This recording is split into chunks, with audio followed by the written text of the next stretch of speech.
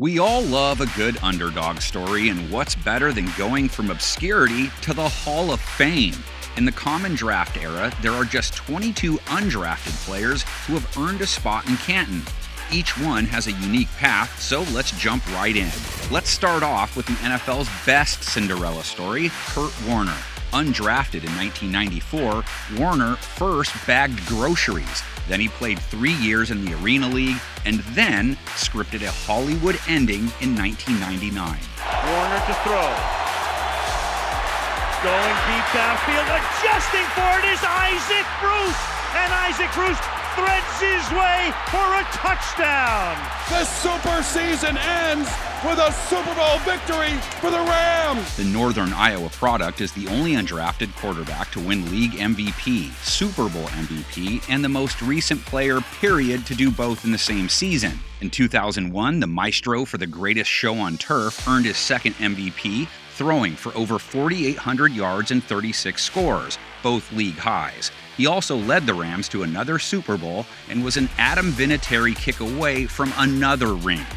Warner lasted 4 years as the Rams starter, but he would revive his career again in 2008. The 37-year-old guided Arizona to its first ever Super Bowl appearance and again came away just one play short of a Lombardi trophy. In 2017, the undrafted legend cemented his legacy with a trip to Canton. My enshrinement makes the statement that, although impact is measured over a career, it is established in the moments. Now considered one of the most clutch receivers in league history, Drew Pearson was just a walk-on from Tulsa in 1973. After grinding his way to a roster spot through special teams play, Pearson quickly proved his worth. In just his second season, number 88 was a starter and an All-Pro for Dallas. A year later, he hauled in one of history's most famous scores in the divisional round. He's going long, down the near sideline for Drew Pearson. Pearson makes the catch at the 5, touchdown! Would you believe it? It was the first of many timely catches for Pearson. He scored the opening points of Super Bowl X just 2 games later. By 1977, the savvy vet had racked up 4 straight 800-yard seasons, 3 All-Pro nods, and a Super Bowl title. 3 years later, he and Danny White stunned the Falcons in the 1980 divisional round. Looking, can't find anybody. Now he's going to start to run, pointing, directing traffic, going in the end zone. Touchdown. Touchdown. What a catch by Drew Pearson. Picked up by Roland Lawrence.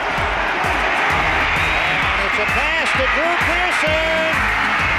He caught it. Touchdown. Pearson would become the Cowboys' all-time receiving yards leader in 1983 before a tragic car accident cut short his career. In 2021, he was finally enshrined into the Hall of Fame. Then there's 4-time champion Donnie Shell, who Pearson knew quite well. I don't think. And he was picked off by Donnie Shell. Shell was to Pittsburgh's steel curtain defense what Pearson was to Staubach's aerial attack. Not particularly strong or fast for a strong safety, Shell wasn't selected in any of the 17 rounds in the '74 draft, but the South Carolina State product found a home in Pittsburgh. He'd appear in every game during his first 3 seasons, including 2 Super Bowl wins, before earning a starting role in 1977. As an every-down player, number 31 blossomed into a star. Shell headed in to the promised land. Touchdown, Pittsburgh. Between 1978 and 1982, he earned 5 consecutive Pro Bowls, 3 All-Pro selections, and captured 2 more Super Bowl rings. In all, Shell appeared in over 200 games and retired as the all-time interception leaders among strong safeties. In 2020, the 14-year pro finally earned his gold jacket. Shell wasn't the first undrafted defensive back to make it to Canton via Pittsburgh. You'd have to go all the way back to 1951, where undrafted Jack Butler made his mark with the Steelers. In 9 seasons, Butler amassed 52 interceptions. He finished his career with 3 consecutive All-Pro selections and was enshrined in the class of 2012. Play action fake to Wendell Tyler. And again, he's down the middle, intercepted. by number 43, Cliff Harris. We can't talk about the Steelers-Cowboys rivalry without mentioning Cliff Harris. Another DB passed over in the draft, Harris would become one of the most impactful and decorated free safeties of all time. Signed in 1970, he was a central piece to the latter part of the Cowboys' doomsday defense. Alongside Charlie Waters, he formed the most ferocious safety tandem in the league. Harris is one of just 22 players to ever appear in 5 Super Bowls, accomplishing the feat in just 10 seasons. Throws one deep down the left side, intercepted by Cliff Harris, the 40, to the 30, to the 20, to the 15. Cliff will stop to the 14-yard line of Minnesota. Harris captured Pro Bowl honors in each of his final 6 campaigns, adding 3 All-Pro selections as well. He'd retire at age 31 and was inducted into the Hall of Fame in 2020. Joe Perry also went undrafted in 1948. The lightning-fast fullback was a 3-time Pro Bowler, leading the league in rushing 3 different seasons as part of San Francisco's $1 million backfield. In 1954, Perry became the first NFL rusher to post consecutive 1,000-yard seasons. Meanwhile, there was Jim Langer, arguably the best center in NFL history. The South Dakota State product was passed over in the 1970 draft before the Dolphins scooped him up at the start of the season. It was a good choice. It's hard to quantify the impact of offensive linemen, but how's this? Langer would secure back-to-back Lombardis, 6 straight Pro Bowl nods, and 3 All-Pro selections, all without missing a single game. The 12-year pro became a first-ballot Hall of Famer in 1987. Langer is the second undrafted center ever to make it to Canton. The first was Iron Man MICK Tingelhofff. Undrafted in 1962, Tingelhofff was an absolute staple in Minnesota. The Vikings legend didn't miss a single game over 17 seasons. He appeared in 4 Super Bowls and produced 5 All-Pro campaigns. But back to Miami. Alongside Langer was Larry Little, the gold standard from Bethune-Cookman University. Larry got little love in the 1967 draft, signing with San Diego before landing with the Dolphins. Alongside Langer, the right guard made an instant impact. When All-Pro Larry Little pulls out to sweep, he puts fear into the eyes of opponents. He's a devastating blocker who spurns finesse to simply blow his man out of the path of the ball carrier. From 1971 to 1975, Little racked up 5 straight All-Pro nods and appeared in all but 1 game for the Dolphins. He played 14 seasons and earned Hall of Fame honors in 1993. But now it's time to talk about John Randle. Regulator, mount up. We're coming.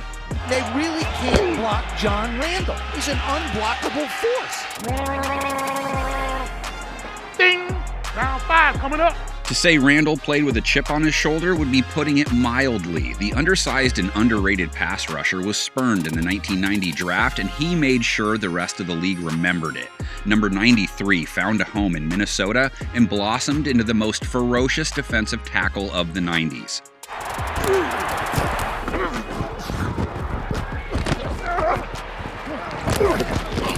What he lacked in size, Randle more than made up for with speed, strength, and sheer determination. In his prime, he notched at least 10 sacks in 8 straight seasons and earned 6 consecutive All-Pro nods. To this day, Randle has the most sacks of any defensive tackle in NFL history. But let's rewind 50 years to one of the NFL's original pass rushers, Ed Sprinkle. Undrafted in 1944, Sprinkle was signed by George Halas and the Bears to play both sides of the ball. But the future Hall of Famer quickly became a force as a pass rusher. Sprinkle was feared throughout the league and led the Bears to an NFL title in 1946. In the decades that followed, the league saw a host of undrafted defenders earn their gold jackets. He was incredibly successful at not just stopping the other team, but changing games.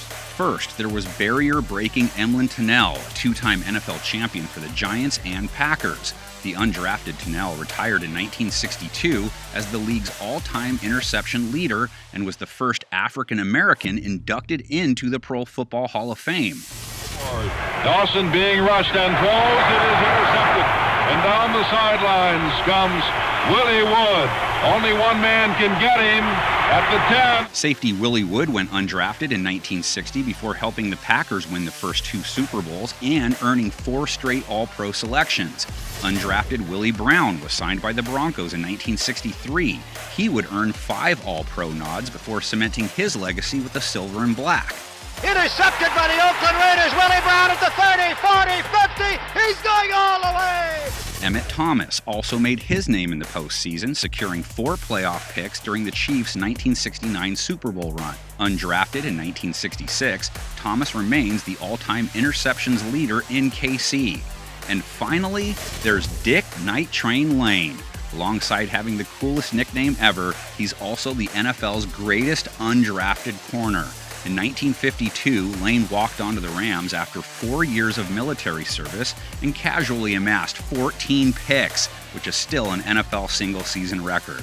He earned 7 Pro Bowl nods, and despite playing nearly 70 years ago, is still 4th all-time in career interceptions. Okay, now let's slow it down with a household name. Say hello to Warren Moon. Moon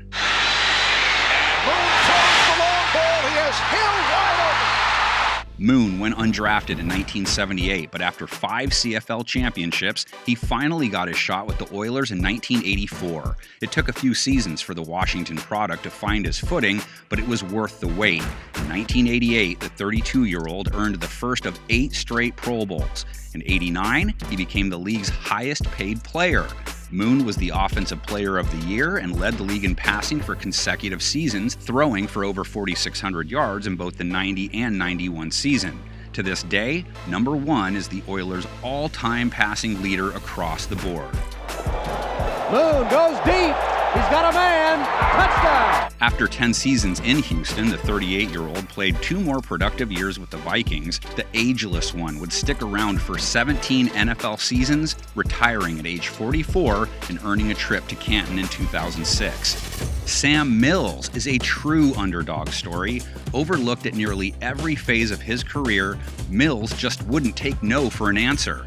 At 5'9", Mills was considered too small for a linebacker and went undrafted in 1981.